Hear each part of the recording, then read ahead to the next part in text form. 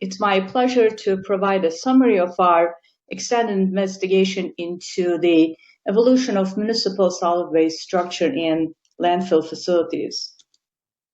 My research collaborator on this investigation has been Dr. Jim Hansen, who is with California Polytechnic State University, the same institution that I'm affiliated with. We had numerous graduate and undergraduate students who had participated in our various related investigations, and our funding has come from the United States National Science Foundation, Office of Naval Research, the Global Waste Research Institute, as well as I'd like to acknowledge the cooperation and support of the landfills that we work closely with, the Santa Maria Regional Landfill and Riverview Land Preserve. This extensive investigation has been conducted since the mid-2000s. We have been looking at short-term response of landfills, waste materials, in order to optimize waste placement in landfill systems.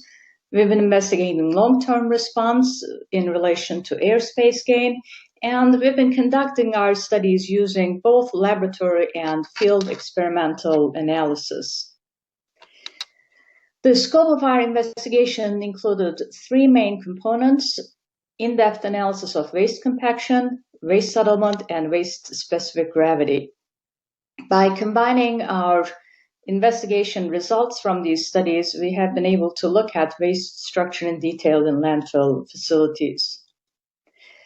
For the field components, we had conducted tests at two landfills. One is in Riverview, Michigan, which is in Midwest in the U.S. It's in the Detroit metro area.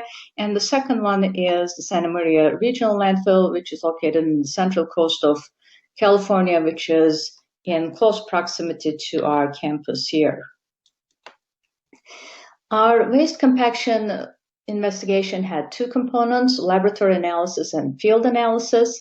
For both components, we had conducted proctor compaction testing in order to determine moisture content, dry density, or unit weight relationships for waste materials. We use typical laboratory testing on synthetic wastes that we manufactured in the laboratory using the United States waste composition as provided by the Environmental Protection Agency.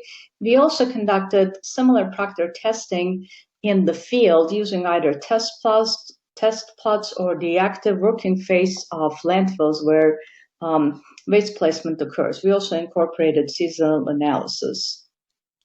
I will in the next few slides show some photographs of our field compaction analysis. This is the landfill that we worked with in Michigan. You can see the winter conditions on the left, summer conditions on the right.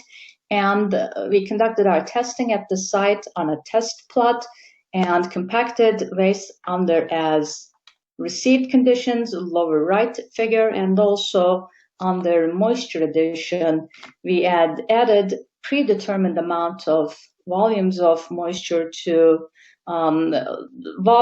incoming waste, where we have the information related to the mass or weight of the incoming wastes. The next two slides will show photos from our California investigation. You can see the test plot at the site on the left, the smaller photo. Compaction under as received conditions in the middle top. Compaction with moisture addition, one of the moisture addition applications is on the upper right. And the bottom figure, the bottom photograph shows the significant difference between the uncompacted and the compacted wastes at this test plot. We also conducted testing at the full-scale active phase of this particular landfill, and you can see a picture of the compactor here doing the as-received compaction conditions, no moisture addition shown in this photo. Our main findings related to waste compaction were that the compaction behavior of waste is relatively similar to that for soils. There's a parabolic relationship between waste moisture content, compacted waste moisture content, and compacted waste dry unit weight. The moisture content range is quite a bit wider for waste materials compared to soil. In general, incoming waste moisture at landfills is low, so as compacted conditions in landfill facilities are occurring at the dry of optimum conditions. We proposed a new approach, moisture addition at time of compaction, which has several benefits, including increasing waste placement in a given volume of air space in a landfill, increased workability of the materials at the time of compaction, and result in reduced compaction time, all of which have significant, especially financial as well as environmental advantages. For our analysis of wet compaction, we are proposing to conduct compaction at landfills at and around optimum moisture content for waste materials. This ends up being in the range of somewhere between over 50%, 55 to maybe 65, upwards of 70% or so. And in addition to the typical unit weights that we use in analysis of soils, which is the dry unit weight and the total unit weight, we are proposing the use of a new operational unit weight, which is the ratio of the weight of incoming wastes to the total compacted volume. And this operational unit weight has significant implications for placement of additional waste materials in a given landfill volume due to wet compaction conditions. And overall, with wet compaction at the optimum moisture content, it's possible to place on the order of 50 to over 75, 80% of more waste in the same landfill volume. Further analysis related to waste compaction, we also looked at dry unit weight versus moisture content relationships. The left figure shows a typical compaction plot, and we have two levels of compactive effort shown here. And when we move from the low compactive effort to the high compactive effort, we see that the compaction plot shifts up and to the left, similar to what we would expect for typical soil materials. However, we noticed that the line of optimums is quite steep in the case of waste materials. And we incorporated the zero air void curves onto this plot and showed multiple ZAVs corresponding to different GS values, different specific gravities, since we don't really know exactly what the specific gravity of the waste materials are.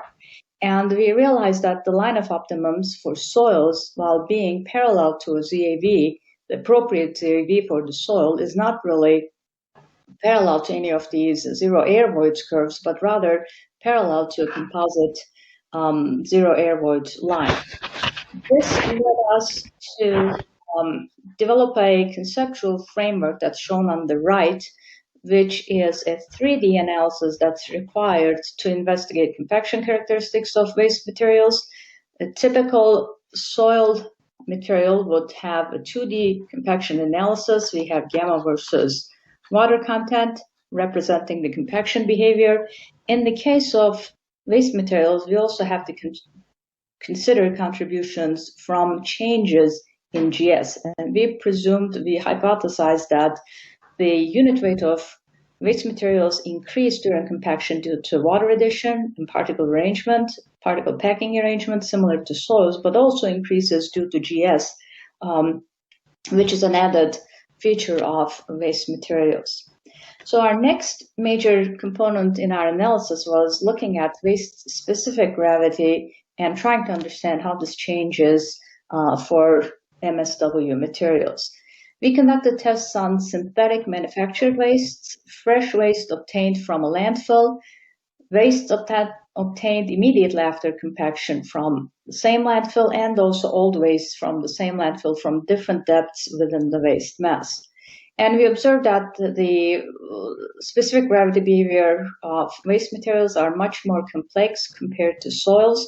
There is not a singular value for waste specific gravity. Rather, the specific gravity varies as a function of mechanical stresses during compaction as well as compression, and also with time due to degradation, decomposition of the waste materials, as well as compression effects.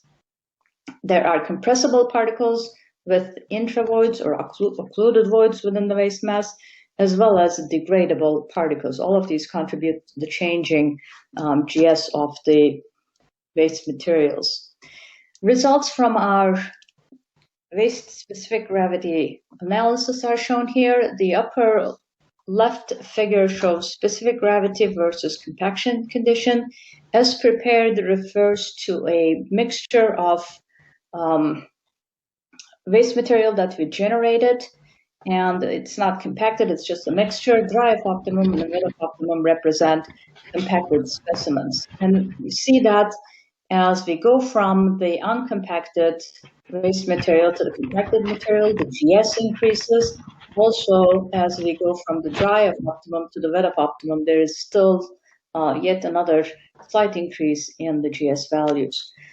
These plots are generated for different particle size waste materials, and we see the effects of particle diameter on specific gravity in the lower left figure. And we observe an inverse relationship between specific gravity and particle diameter, in which the specific gravity decreases as the particle size increases. In long-term effects, we have specific gravity shown as a function of degree of decomposition. On the right side, degree of decomposition is a function of the decomposition and degradation of the waste materials. The higher the number, the more decomposed the waste material is.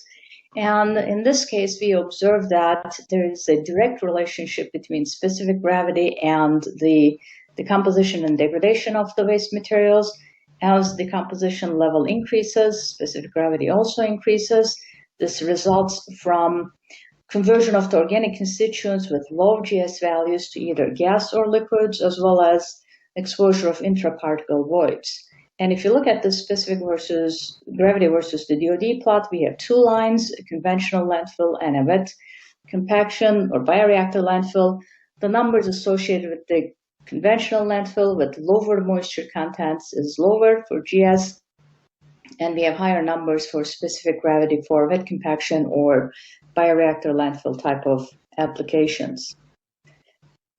The third component of our analysis, waste settlement, incorporated field investigation using magnet extensometers. This has been a long-term study, which is actually still ongoing. And we have installed arrays of magnet extensometers, an example of which is shown on the left, in boreholes drilled throughout the site in California. We have multiple extensometers in a given borehole, and those are placed at interfaces of major waste lifts in order to be able to determine waste lift specific compression characteristics.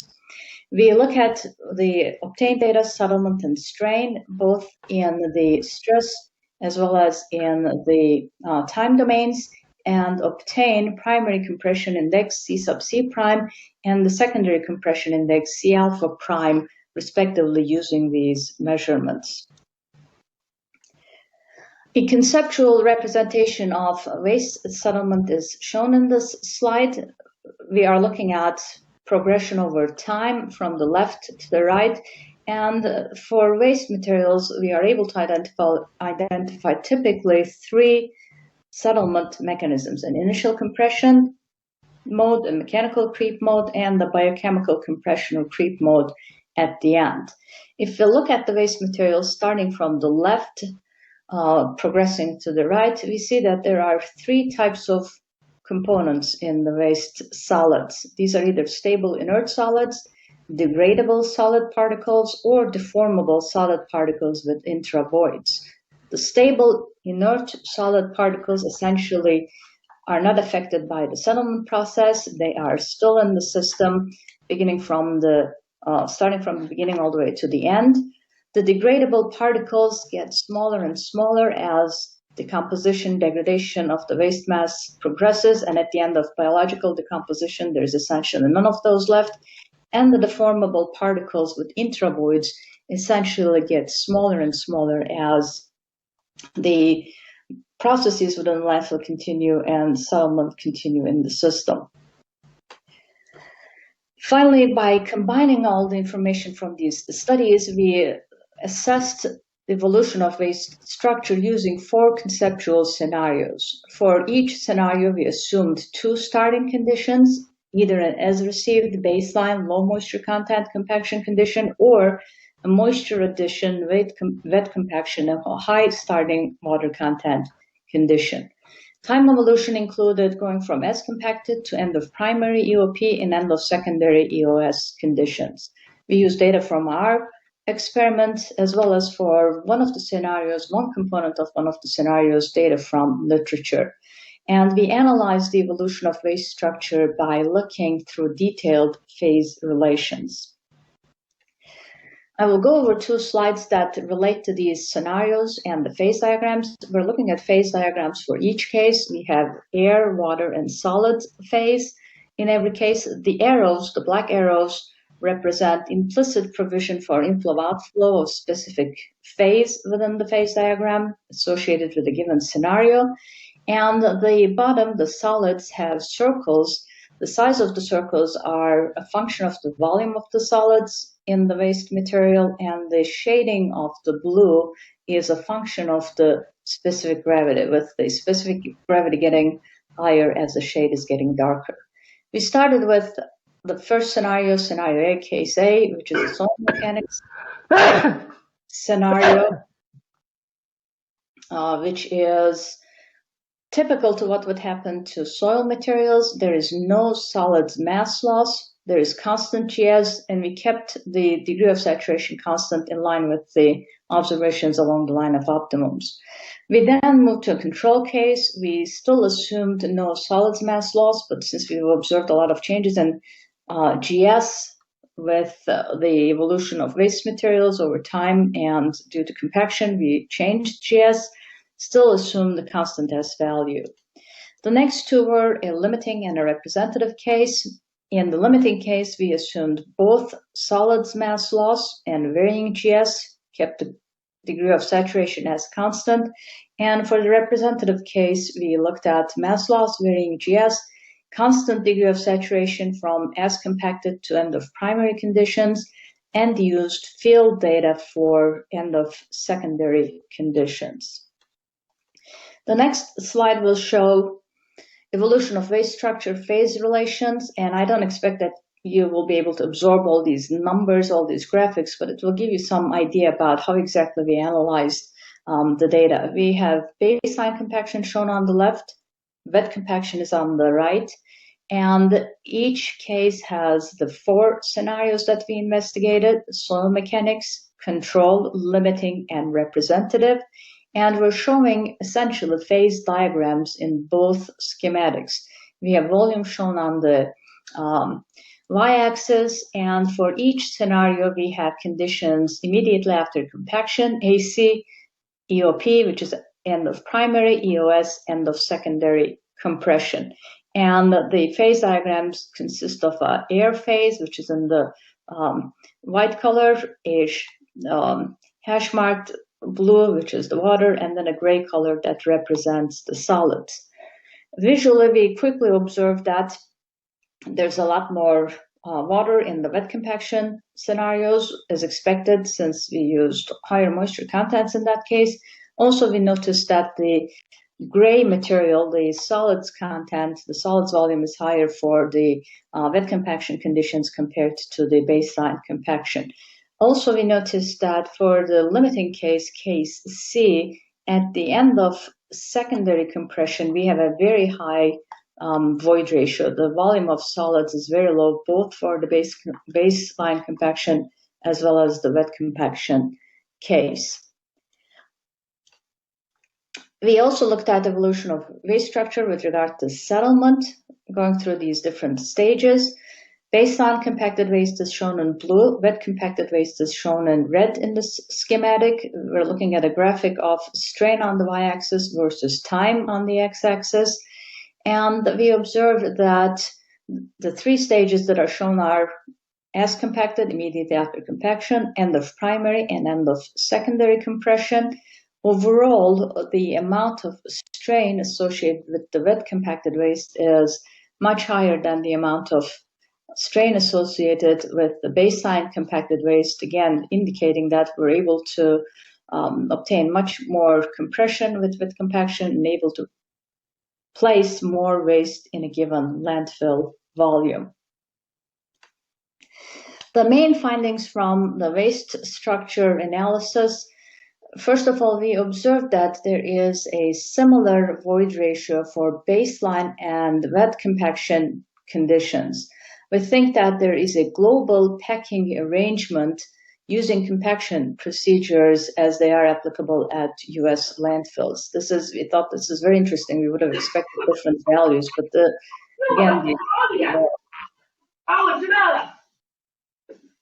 for baseline and wet compaction conditions, we have very similar void ratios. For wet compaction, the dry unit weight or dry density are higher for all stages after compaction, as well as after end of primary and end of secondary compression. Coupled waste mass loss and increase in specific gravity results in void prominent waste structures under isolated conditions. We call this our constitutive waste volume. The first three scenarios essentially did not have any movement of any solids from outside to the waste mass. Only water and air were allowed to go in and out of the system. And in this case, we are ending up at the end of secondary compression with a very high void ratio, which we don't think is representative of highly decomposed waste at great depth in landfill facilities. And we expect that interactions with surrounding waste, reveling, is definitely occurring, as was suggested by others in the previous investigations, conceptual and not really been demonstrated to this extent in the past. Finally, we investigated the changes in voids and void ratios using the decomposition-induced void change parameter, d lambda. This parameter is related to the change in the volume of voids and in relation to the change in the volume of solids. And there are three possible modes of void change in waste materials as a function of the quantity of d lambda and the sign of d lambda, negative or positive. These are collapse, rearrangement, or void enlargement. And the net waste structure change from as compacted conditions through end of secondary compression typically is rearrangement. However, there are cases of both collapse and void enlargement during intermediate steps from as compacted to end of primary or from end of primary to end of secondary conditions. Overall, this is a dynamic system, and we're not able to foretell exactly what the void structure change is without conducting detailed analysis. Finally, we need good knowledge of weight-volume relationships for establishing and modeling the representative response of waste to coupled geomechanical, biological, chemical, and thermal processes, and direct adoption and application of soil mechanics principles are not sufficient. We need to consider the unique nature of waste materials and the different processes that take place in landfill environments. Finally, I will finish off with some references. This work has been published since 2010. Our last study has just come out earlier this year, and I provided my email here also in case of questions. Thank you. Okay, thank you very much, Professor Yesiller, and thank you for saving a few minutes for us. And maybe we can have a couple of questions, if anyone have questions.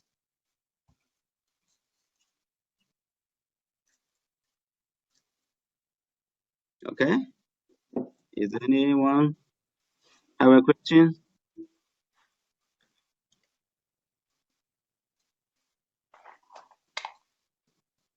Okay, you got Mohammed,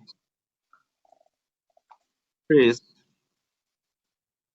Yeah, thank you very much, Dr. Yesiller.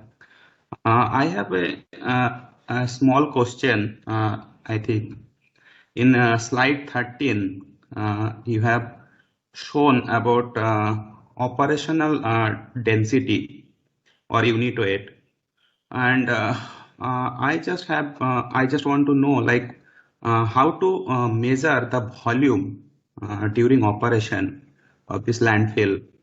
We are basically finding it very challenging. So if you could highlight your experience, it would be very helpful. Sure, Thank you. Thank you. We use two different approaches for obtaining volumes during our compaction investigations. At the site in Michigan, the waste compactor was actually equipped with a GPS system. So it was keeping track of both the XY coordinates as well as elevation change during the compaction process. So depending on the back and forth movement of the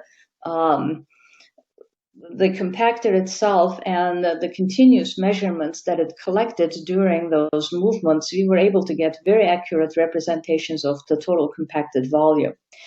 At the Santa Maria site, we had relied on surveys, and we were conducting surveys of the waste masses before and after our compaction applications in order to determine the volume. I agree with you. It is not easy to do, but we had taken some specific measures to be able to do that. The compactors that are available with the GPS system actually make it very straightforward. And if there are no such compactors available, then surveying definitely helps. Okay. Just another follow-up question. So this survey actually we are also doing, but we found there is a intermediate settlement. So how to capture that? Because each layer when you compact.